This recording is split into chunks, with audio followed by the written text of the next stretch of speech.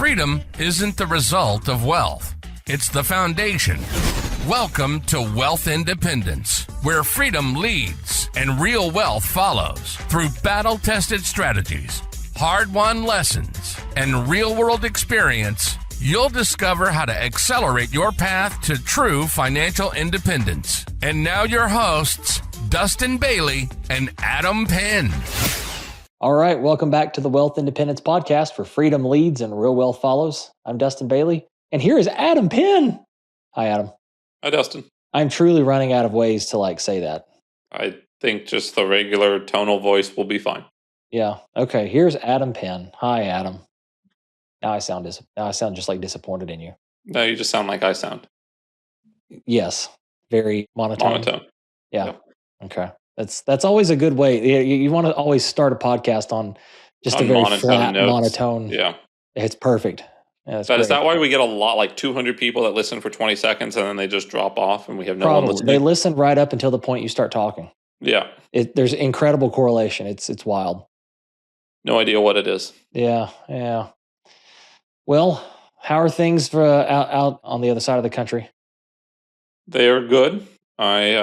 Snowy and all messed up like it is in the eastern part of the country. I know we have a guy out in Tennessee right now working on a house that's just snow everywhere. On the other side of the state from me, which might as well be. But it's snowy where you are too, right? Well, it's supposed to be. We're recording this here in late January, and they're forecasting some snow starting tomorrow. So that crazy ice storm never hit you? No, we avoided the worst of that. So I saw some crazy stuff coming out of Oxford, Mississippi, and some of that. I actually think Memphis kind of avoided the worst of that. I think it kind of went to the south, but yeah, we avoided all that. They were calling it was supposed to be the storm of the century, at the first of the week, and it was going to be 2 feet of snow, and then it was going to be a foot of ice, and then we just got rain. So typical weatherman. Typical weatherman. That's exactly right. I don't know. People were they were harassing the weather people, well, you got this so wrong. And it's well, no, it's just the forecast, the night before was pretty accurate, which is what you should be relying on. Forecasting weather out more than 12 to 18 hours is really, really difficult. Even 24 hours can get hard. So anyway, speaking of weather forecasts, that doesn't tie in at all to our topic we have for today, for this No Investor Left Behind episode. I don't know if you had a bad forecast or something, you might only take non-recourse debt. Maybe. Okay, it's a stretch, but we'll roll with that. But why don't you introduce what we're talking about? Sure. Yeah. Okay.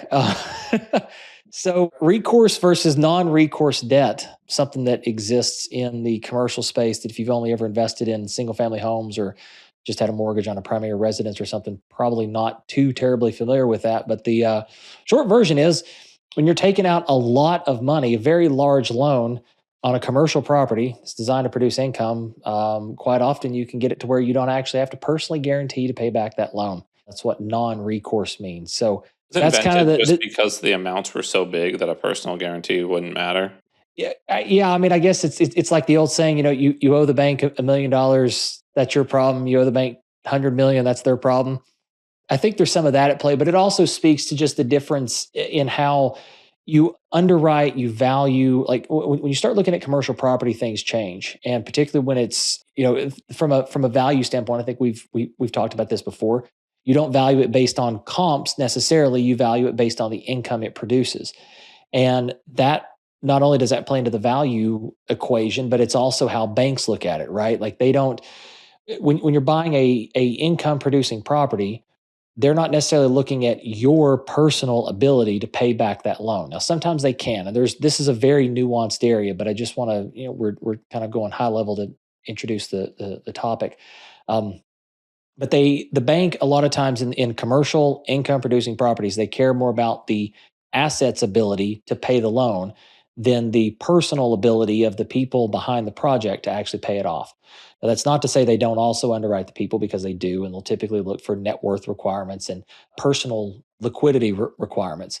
But they, more often than not, they're not for a non-recourse loan. They care more about the asset's ability to cover the mortgage than an individual's ability to come in and actually be able to, pay that back. So that's kind of the high level of that. I don't know, Adam, you got any direction you want to take it from there?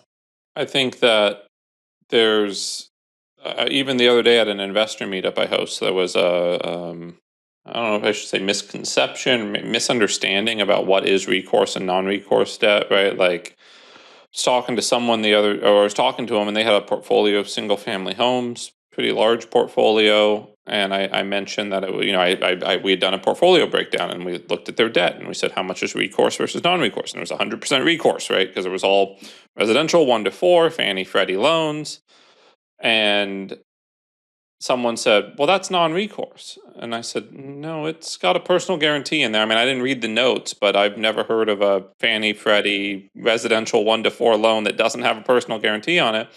And then even the investor, the person that we were looking at their portfolio, said that, well, I always thought that even if I just stopped paying, they would just take the property back. And I'm like, well, that's true. Unless the property is worth less than the loan, then they would want you to come make up the difference. Yeah. And that's where the personal guarantee comes in, right? I mean, if you could, let's just say the loan's for $100,000, the property was worth $500,000, I'm sure they will happily repossess that property if you default on the loan. They will go fire sale it and make $100,000. But if the note's 500 and the property's worth 100, and you have a personal guarantee, they're coming after your other assets for it. Yep. And so that's really a big difference, and just understanding it, right? Personal guarantees don't overly scare me, especially on fixed term debt. We've just bought a 20-unit apartment building, and I had to sign personally on $1 million note. I was the only partner that had to, right? It was syndicated. We brought a bunch of investors in. The investors brought the funds. I put a little bit of funds in, and then I signed for the debt. And so in that case, we actually that might be a unique place to take this, is that there is a building that investors own with recourse debt on it that they don't have recourse to. Yeah. That's an interesting concept. There's a couple of different angles on that, right? Like, that's one of the big reasons we always talk about passive investing and the benefits of being an LP is that regardless of whether the property you're investing in has recourse or non-recourse debt on it, it's non-recourse to you, right? Like, you are a limited partner. Your effectively exposure in a deal is limited to your investment amount. Now, there's some scenarios here where crazy things with like depreciation, recapture, and a drop in value of the building. Like, there's some things where that could potentially change, but for the most part, debt forgiveness yes, and having a tax liability associated with that, yeah. So there's some like edge cases for sure. But for the most part, I've never seen a situation where the LPs were on the hook for the debt. And of course, some of that is because if you're buying commercial properties, a lot of times you can get non-recourse debt. And that's always an objective of ours, right? We always want to go down that path first and see, okay, is this a building that sort of fits the box that will work for, like Freddie Mac's, say, small balance loan, which in the world of Freddie Mac small balance for multifamily, that's anything where the loan balance, not the purchase price of the property, but the loan balance is under $10 million.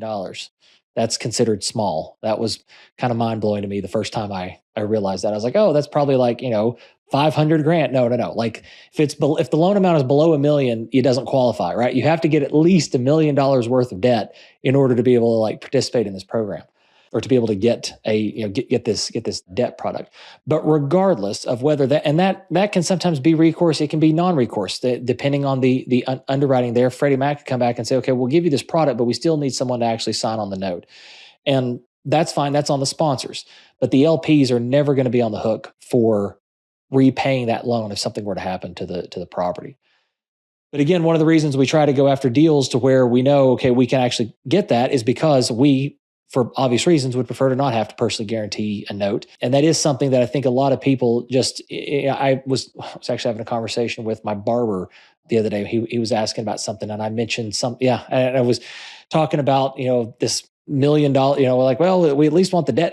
We were talking adjacent to this. I was like, well, we at least want the debt to be $1 million. And he was like, $1 million of debt. Oh my gosh. And I'm like, well, it's because we can qualify for this and potentially get non-recourse loan terms.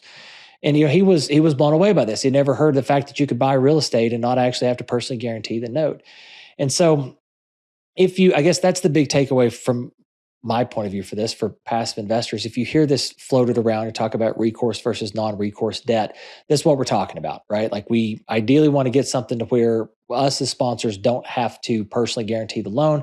Again, that doesn't mean that the bank, Freddie Mac, whoever it is, are not looking at us. They are. They absolutely look at the sponsor group has to be able to qualify for the loan. And a lot of times, again, there's net worth requirements, liquidity requirements, experience requirements are very big, and the experience has to be directly related to the asset that's being purchased and things like that. But they may not require us, either one person or everyone, to sign on the note. For you as an investor, that almost is irrelevant, right? Because you're never going to be on the hook for that anyway. But if you hear these terms floated about, you now know exactly what they mean.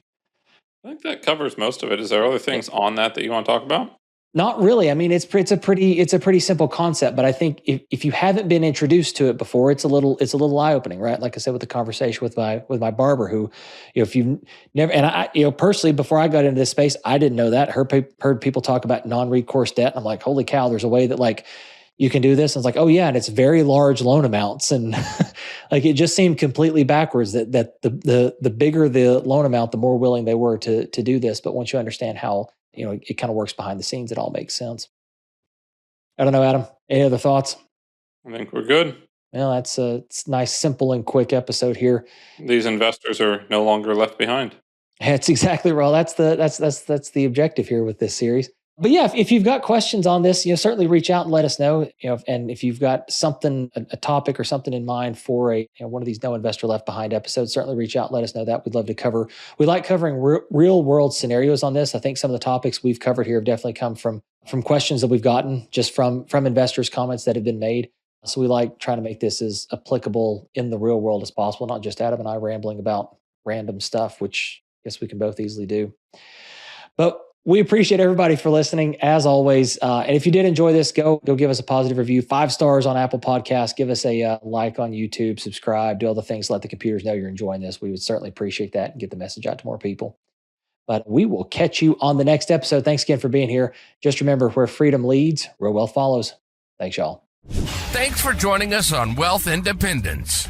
This show is for informational purposes only and is not financial, investment, legal, or tax advice and does not constitute an offer to buy or sell securities. All investments carry risk, and investors should always conduct thorough due diligence and consult with qualified professionals before investing. Until next time, remember, freedom leads and real wealth follows.